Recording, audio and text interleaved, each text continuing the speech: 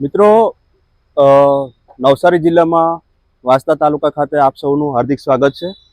આપણે હાલ અત્યારે નાની ભમતી સીડ ફાર્મ જે સરકારનું ફાર્મ છે ત્યાં આપણે અત્યારે ઊભા છીએ। નવસારી જિલ્લો આપણે જોવા જઈએ તો વિવિધતાથી ભરેલો આ જિલ્લો છે, બરાબર છે। અહીંયા વાંસદા જેવા, ખેરગામ જેવા ટ્રાઇબલ તાલુકાઓ પણ છે, ગણદેવી, નવસારી જેવા ઉજળિયા ખેડૂતોના પણ તાલુકાઓ અહીંયા છે। એટલે અહીંયા બધા જ પ્રકારના ખેડૂતો નવસારીમાં વસેલા છે। હાલ આપણે વાત કરીએ તો જે પ્રાકૃતિક ખેતીની મુહિમ ચાલે છે કે ભાઈ ખેડૂતો પ્રાકૃતિક ખેતી અપનાવે અને એનો વ્યાપ વધે, તો પ્રાકૃતિક ખેતીનો વ્યાપ વધે એના માટે સૌથી અગત્યનું છે જીવામૃત।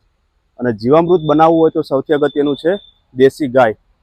હવે આપણા વિસ્તારમાં જોઈએ તો ગાયની સંખ્યા ઘટતી જાય છે, સાથે સાથે પશુપાલન કરવા માટે પણ લોકો એટલા બધા પ્રેરાતા નથી। કોઈને કોઈ અડચણ હોય છે, પશુપાલન કરવા માટે કોઈને કોઈ અડચણો આવતી રહી છે કે જેના કારણે લોકો પશુપાલનથી થોડા દૂર જતા જાય છે। આપણા વિસ્તારમાં મોટાભાગે જે લોકો પશુપાલન કરે તેની પાસે હોસ્ટેન ગાયો હોય છે, કાં તો ભેંસ હોય છે। જ્યારે પ્રાકૃતિક ખેતીનો જે કોન્સેપ્ટ છે એમાં આપણે ફક્ત દેશી ગાયનો ઉપયોગ કરવાનો છે, અને દેશી ગાયો તરફ હજુ જોઈએ એવું લોકોનું વલણ થયું નથી। તો હવે એક બાજુ આપણે વાત કરીએ કે ભાઈ પ્રાકૃતિક ખેતી કરવી છે અને બીજી બાજુ કહીએ કે ભાઈ મારે દેશી ગાય વસાવવી નથી, તો હવે આનો સમન્વય કેમ કરવો, બરાબર છે। ખેડૂતોને આપણે ખેતી કરવા છે, પ્રાકૃતિક ખેતી તરફ દોરી જવા છે, તો એને આગળ કેવી રીતે લઈ જવા? તો જિલ્લા પંચાયત ખેતીવાડી શાખા નવસારીની અમારી ખેતીવાડીની આખી ટીમ અને અમારા જિલ્લા વિકાસ અધિકારી શ્રી અમે બધાએ સાથે મળીને ચર્ચા કરી, વિચારણા કર્યું કે ભાઈ આમાં આપણે ખેડૂતોને કઈ રીતે મદદગાર થઈ શકીએ, એઝ અ સરકાર ખેડૂતોની સાથે કેવી રીતે ઊભી રહી શકે। તો એમ કરીને એક આ નવતર પ્રયોગનો આપણે સ્થાપના કરી છે અને આપણે કાર્યરત કર્યો છે। ગુજરાતમાં ઘણી ગૌશાળાઓ છે કે જે જીવામૃત બનાવે છે, ઘણા પ્રાઇવેટ ડીલરો છે કે જે પણ જીવામૃત બનાવે છે।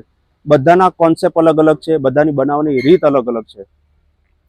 કચ્છ ભુજથી લઈને સુરતમાં પણ ઘણા લોકો જીવામૃત બનાવે છે, બધાની બનાવવાની સ્ટાઇલ અલગ અલગ છે। એટલે અમે પહેલાં બધાનો અભ્યાસ કર્યો કે ભાઈ આમાંથી સૌથી બેસ્ટ મેથડ કઈ છે કે જેમાં લેબર ઓછું લાગે, કારણ કે ફરી પાછું ખેતીની વાત આવે એટલે લેબરની વાત પહેલાં આવે કે ભાઈ લેબરની બહુ તકલીફ છે।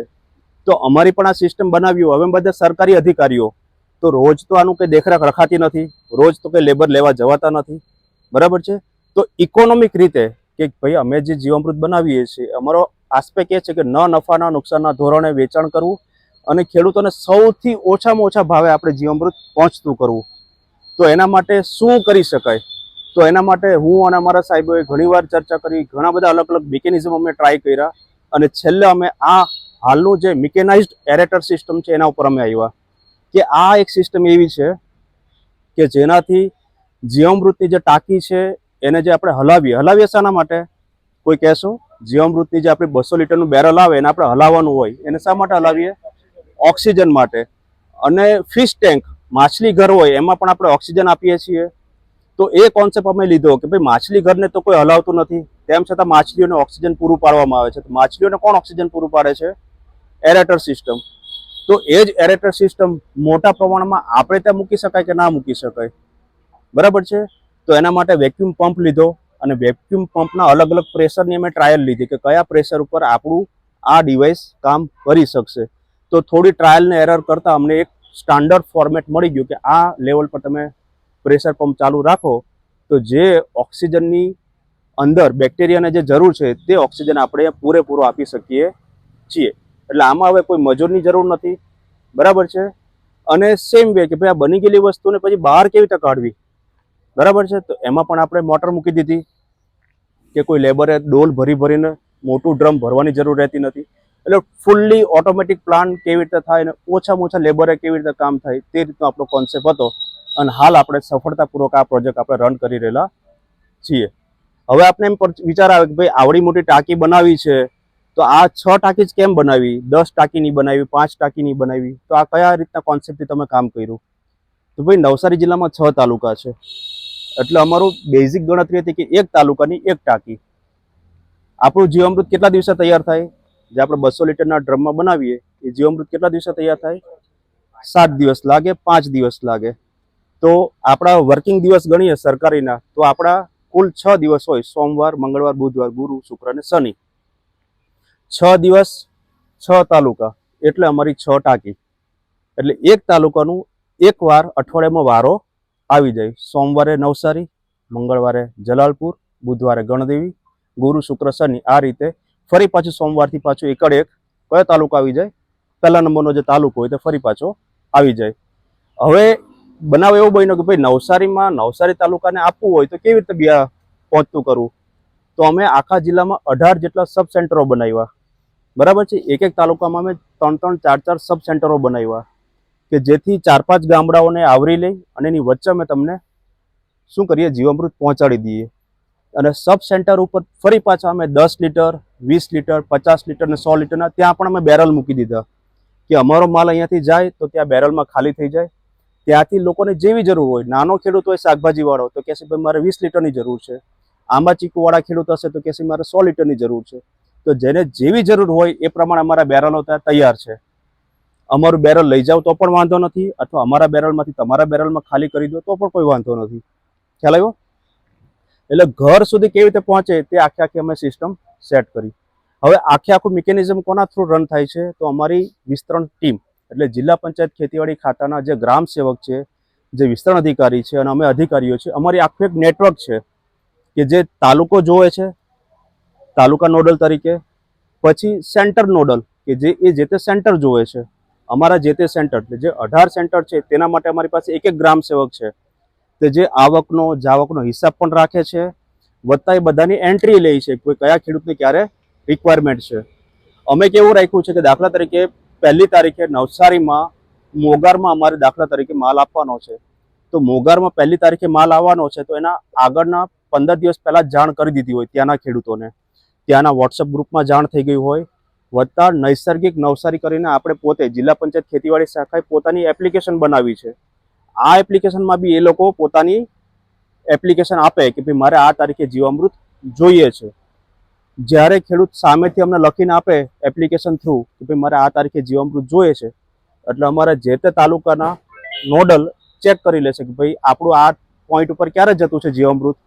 તો અમે એને રિવાઇઝ તારીખ આપીએ કે ભાઈ તમને 1 તારીખે નહીં મળે, તમને 4 તારીખે મળશે, કારણ કે તમારો રૂટ 4 તારીખનો છે ને 4 તારીખે તમારા માલ આવી જશે. તો ખેડૂતને પણ સગવડ રહે અને અમારે અહીંયા ડિલિવરી માટે બી સગવડ રહે. અને આમ કરીને અમારું મ્યુચ્યુઅલ અન્ડરસ્ટેન્ડિંગ ચાલે છે ખેડૂતો સાથેનું, અને આખા જ જિલ્લામાં બધાને ત્યાં સપ્લાય થાય છે. હવે વાત આવી પેમેન્ટની, તો કે પેમેન્ટ કઈ રીતે લો છો? બરાબર છે.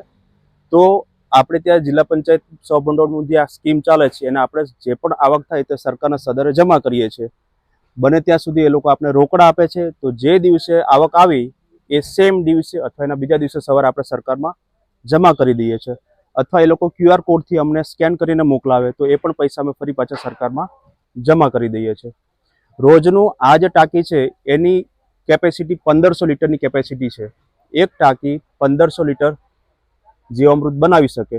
અમે એને થોડું માપમાં રાખીને 1200 લીટરનું અત્યારે સેટઅપ કર્યું છે. તો ડેઈલી અહીંયાથી અમે 1200 લીટર જીવામૃત બનાવીએ છીએ અને નવસારીના અલગ અલગ સેન્ટરોમાં અમે એને પહોંચતું કરીએ છીએ. હવે અહીંયા અમને જે વાત કરીએ એમ આગળ વાત થઈ હતી કે ભાઈ જીવામૃતના ભાવ અલગ અલગ છે. હવે કોઈ પ્રાઇવેટ રીતે જીવામૃત બનાવતું હોય તો એના ભાવ એને જે રીતે પોસાતા હોય તે રીતે રાખ્યા હોય, પણ આપણે વાત કરીએ એમ કે ભાઈ સરકારી માળખું છે, અહીંયા કોઈ આપણે ન નફા ના નુકસાનના ધોરણે કામ કરીએ છીએ, તો આપણે અહીંયાથી કોઈ લઈ જાય તો આપણે ફક્ત 3 રૂપિયા લીટરના ભાવથી આપણે જીવામૃત આપીએ છીએ. જે જોવા જઈએ તો સૌથી ઓછામાં ઓછો ગુજરાત લેવલે સૌથી ઓછામાં ઓછો આ ભાવ છે. અને વિથ ટ્રાન્સપોર્ટેશન આખા જિલ્લામાં તમે કોઈ પણ જગ્યાએ મંગાવો, બરાબર છે, એ મરોલી સુધી મંગાવતો હોય કે આ બાજુ વાંસદાનું સૌથી છેલ્લું ગામ હોય ત્યાં મંગાવતો હોય, આખા જિલ્લામાં ફક્ત અમે એડિશનલ 2 રૂપિયા પ્રતિ લીટરે ટ્રાન્સપોર્ટેશન ચાર્જ લઈએ છીએ. એટલે અમે મરોલીના ખેડૂતને પણ 5 રૂપિયા લીટરે એના ઘર પાસે પહોંચાડી દઈએ છીએ. તો આ રીતનું અમારું આખા માળખું છે. અને આ માળખામાં અમારું સૌથી અગત્યનું જો કોઈ પરિબળ હોય તો અમારા ગ્રામ સેવકો, કે જે લોકો અવિરત કામ કરીને આખી ચેનલને ઓટો સિસ્ટમમાં લઈ ગયા છે, કે અમારે કોઈને કહેવું જ ના પડે કે તમારે ત્યાં મટીરિયલ આવે છે. એ લોકોને ખબર જ હોય કે આ સિસ્ટમ પ્રમાણે માલ આવશે અને એ પ્રમાણે એ લોકોએ ખેડૂતોને પણ જાણ કરી દીધી હોય છે.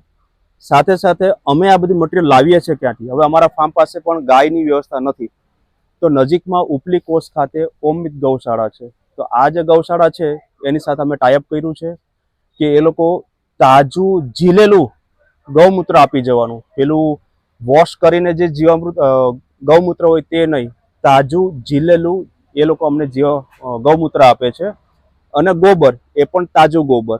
તો એ લોકો દર 2 દિવસે અમારે ત્યાં સપ્લાય આપી દે છે, અને એ સપ્લાય કરે છે. એમાંથી પછી અમે અમારું જે ગણતરી છે કે ભાઈ આજે 1200 લીટર બનાવવું હોય તો એમાં 60 લીટર ગૌમૂત્ર આવશે, 60 કિલો છાણ આવશે, 6 કિલો ગોળ, 6 કિલો બેસન અને 6 મુઠ્ઠી વડ નીચેની કે કોઈ પણ ઝાડ નીચેની માટી. તો જે 200 લીટરમાં જે મટીરિયલ નાખવાનું હોય તે જ વસ્તુ આપણે 1200 લીટરમાં નાખીએ છીએ. બંનેમાં ફરક એટલો આવે કે પેલું જે નોર્મલ સિસ્ટમમાં આપણે સવાર અને સાંજ જે આપણે હલાવીએ છીએ, એજિટેટ કરીએ છીએ, એ જ એજિટેટર અમે અહીંયા મિકેનાઇઝડ મૂકી દીધું. મિકેનાઇઝડ એજિટેટરનો ફાયદો એ થયો કે જે જીવામૃત 7 દિવસે તૈયાર થતું હતું એ જ જીવામૃત અમારે ત્યાં 5 દિવસે તૈયાર થઈ જાય. હવે આપણે એમ કહીએ કે ભાઈ જીવામૃત તૈયાર થઈ જાય, ખબર કેવી રીતે પડે કે જીવામૃત તૈયાર થઈ ગયું? તો જે લોકો જીવામૃત બનાવે છે, જે લોકો ગાય રાખે છે, એને ખ્યાલ જ છે કે એની એક ટિપિકલ સ્મેલ ચાલુ થઈ જાય. પહેલા દિવસે તમે ગોબરને આ બધું મિક્સ કરશો તો કોઈ સ્મેલ નહીં આવે. જેવું એ તૈયાર થશે એટલે બાય ડિફોલ્ટ એની સ્મેલ આવવાની ચાલુ થઈ જશે. એ જે ટિપિકલ સ્મેલ આવે એટલે કોઈ પણ માણસ કહી દે કે આ તમારું મટીરિયલ તૈયાર થઈ ગયું. તો આ રીતની આખી અમારી આ સિસ્ટમ કામ કરે છે.